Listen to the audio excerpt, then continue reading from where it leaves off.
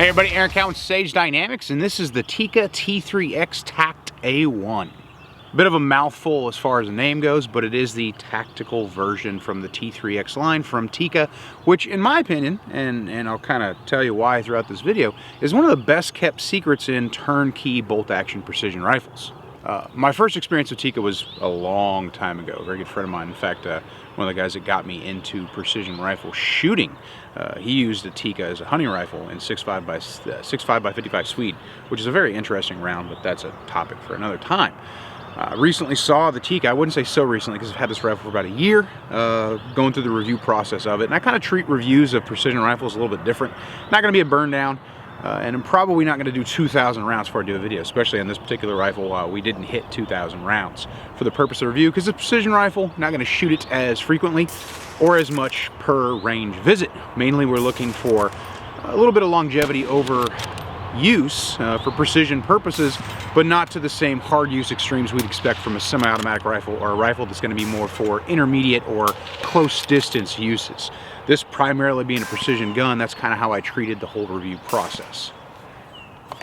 The main reason I picked up the T3X Tac A1 was I wanted a short 308. This is a 16-inch 308 magazine-fed rifle, which comes factory OEM with an fully adjustable length of pull and cheek rise on the stock. It's also foldable, and the tube is AR centric. So if you wanted to change this out, put a buffer tube on it, run some other kind of stock, your mag pulls, your LMTs, or something like that, you could do that. It comes with a M-LOK rail, which is very useful.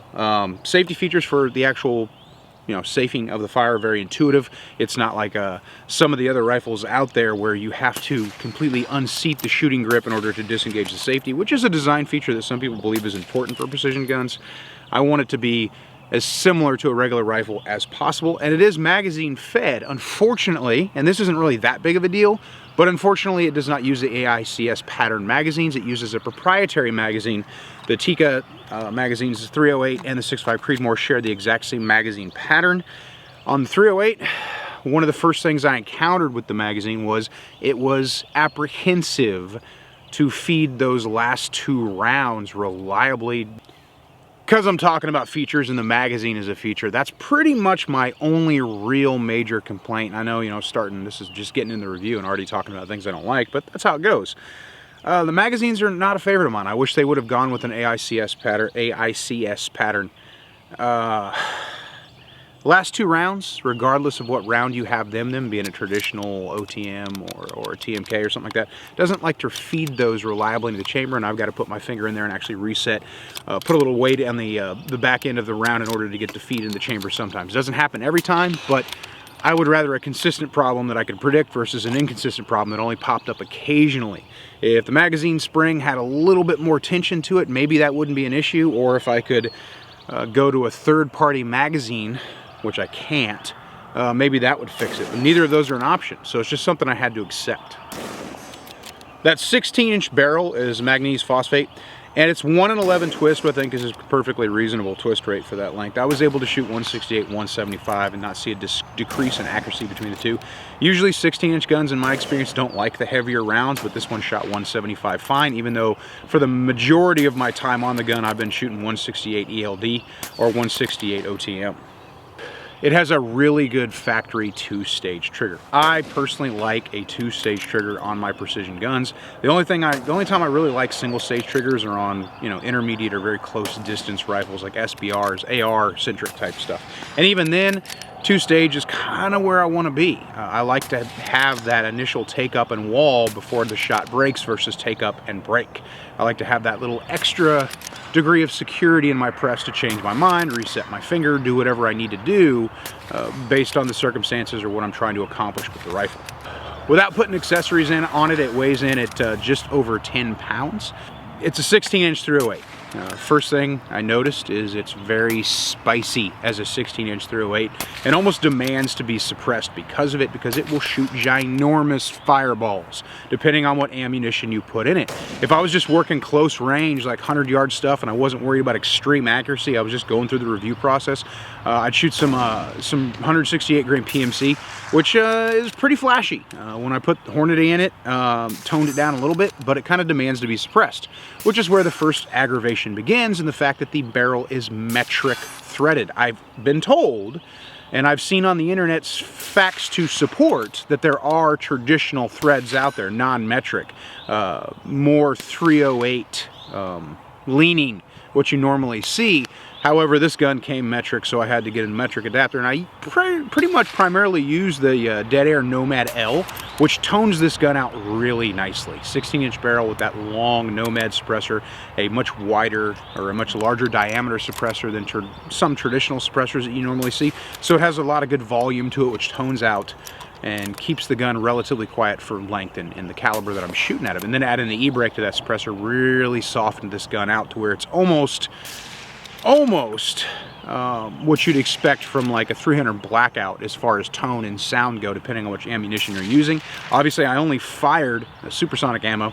Subsonic 308's way too boutique for me to be able to find any right now of filming this in 2021.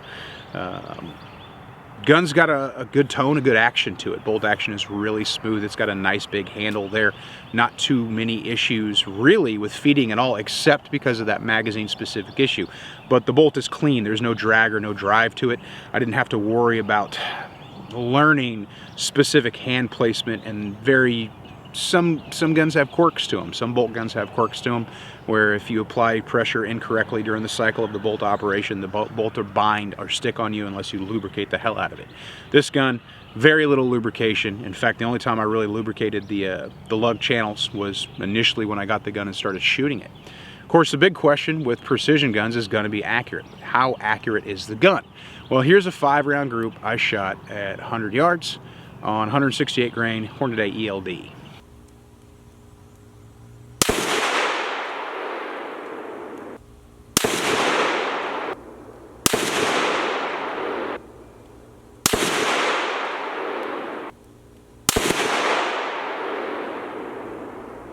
It's hard to ask for better accuracy than that. Using this gun, especially the glass that I chose to put it on, it was very multi-use. I used it in a couple other reviews, light reviews and suppressor reviews, but mainly it's just kind of a therapeutic gun for me. I like shooting precision to relax. I'll shoot a lot of 5.56 precision and some auto. I got a Roscoe gun that I use for that. But I also like to lay behind the bolt guns and see how far I can get them out there. And to me, there's just some kind of irrational entertainment value in taking the shortest gun possible and shooting the furthest distance. I like to kind of challenge myself in that regard. Even though there's not a lot of functional practicality to it, it's still enjoyable for me to do. And because I kind of treat it as range therapy, I'm going to keep doing it. I was able to take this 16-inch Tikka out to 1,000 yards. What was the muzzle velocity 1,000 yards? I have no idea. But I hit the plate and it made a noise, and that made me happy inside.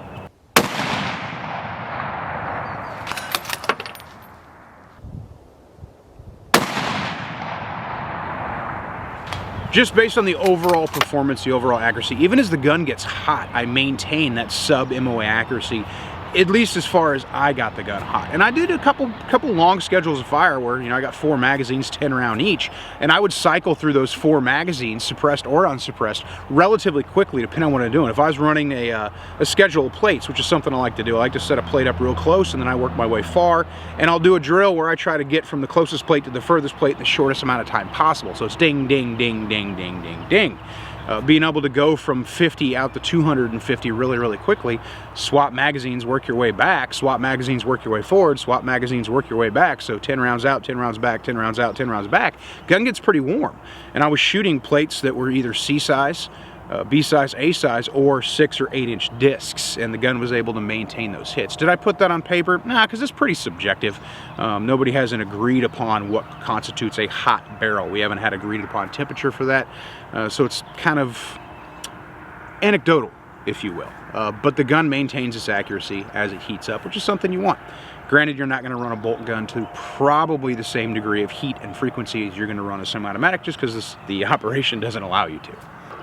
I'm certainly not known for my precision rifle reviews, so there's people out there that they live inside the precision rifle community much more full-time than I do. I'm usually just a passing through interested tourist, if you will. I enjoy precision rifle shooting, but it's definitely not my bag, not my wheelhouse. And even though I've been to schools to learn how to teach precision rifle, it's not something I do teach.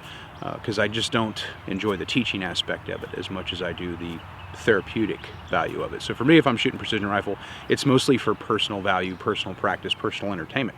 That being said, kind of a advanced layman's opinion, if you will, I think out of the box, the Tikka is an excellent choice. And you don't even have to get the Tac A1. You can get the more inexpensive actions just like the T3X. It's going to be the same gun. It's going to be the same action, and you can drop it in a better furniture, which is honestly what I probably should have done. Don't get me wrong.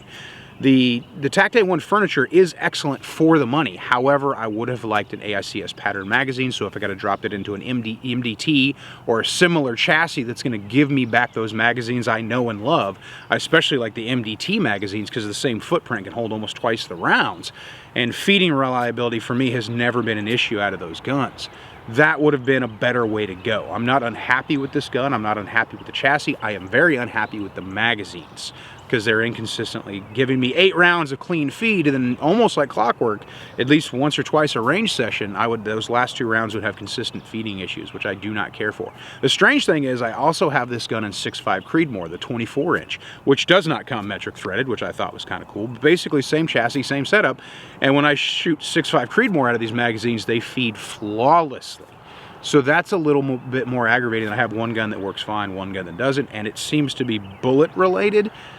But you think that something that would have been addressed before the gun ever left the factory. I think maybe they were trying to say, hey, let's just make sure we have one specific magazine for both rounds, and the 308 kind of got the short end of the stick, which it is what it is, I guess. It's something I'm learning to live with, and I may eventually take this action out of this chassis and drop it into a chassis that gives me a better magazine. But honestly, probably just going to go ahead and deal with it. And ultimately, it's not that big of a deal, but it can be a little bit aggravating depending on what your application for this rifle is. But if you're interested in something that's going to shoot sub-MOA in a short barrel length, 16-inch, and it's not going to completely break the bank, as they say, the Tikka T3X Tac A1 is an excellent choice. I'm Aaron Count with Sage Dynamics. Train accordingly.